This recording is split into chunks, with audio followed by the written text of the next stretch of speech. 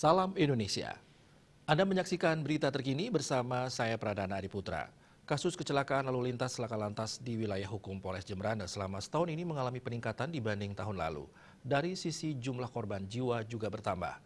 Tahun 2020 jumlah korban meninggal dunia akibat laka lantas sebanyak 30 jiwa, sedangkan tahun ini mencapai 37 jiwa.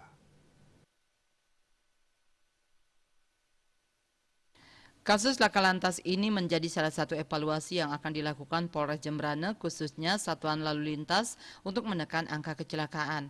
Selain kasus laka lantas, tren kenaikan juga terjadi pada angka kriminalitas selama setahun.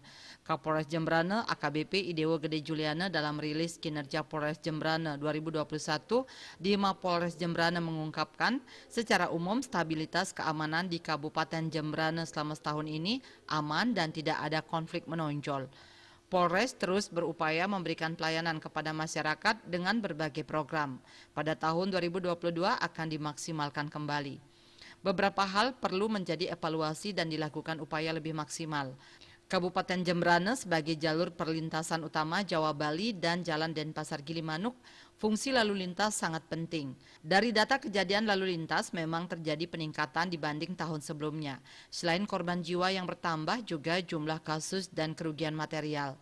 Kerugian material akibat laka lantas mengalami kenaikan 107 juta rupiah dari tahun 2020 lalu. Tahun lalu sebanyak 289.050.000 rupiah, kini meningkat menjadi 396.150.000 rupiah. Ketentuan ini menjadi atensi dan evaluasi. Upaya kedepannya, Polres akan lebih mengintensifkan lagi upaya pencegahan dan mengimbau kepada masyarakat untuk menekan pelanggaran lalu lintas yang berdampak pada laka lantas. Polres juga akan lebih mengintensifkan koordinasi dengan instansi atau stakeholder terkait lain guna mendukung upaya meminimalisir kasus laka lantas tersebut.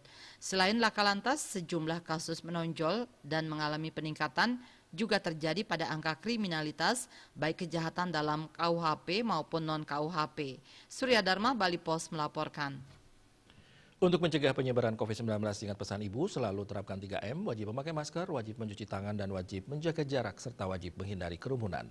Dengan penerapan perilaku 3M, Indonesia segera terbebas virus corona menuju Indonesia maju. Pemirsa, update terus informasi Anda dengan subscribe dan like YouTube channel Bali TV @newsbalitv. Tetaplah bersama Bali TV. Salam Indonesia.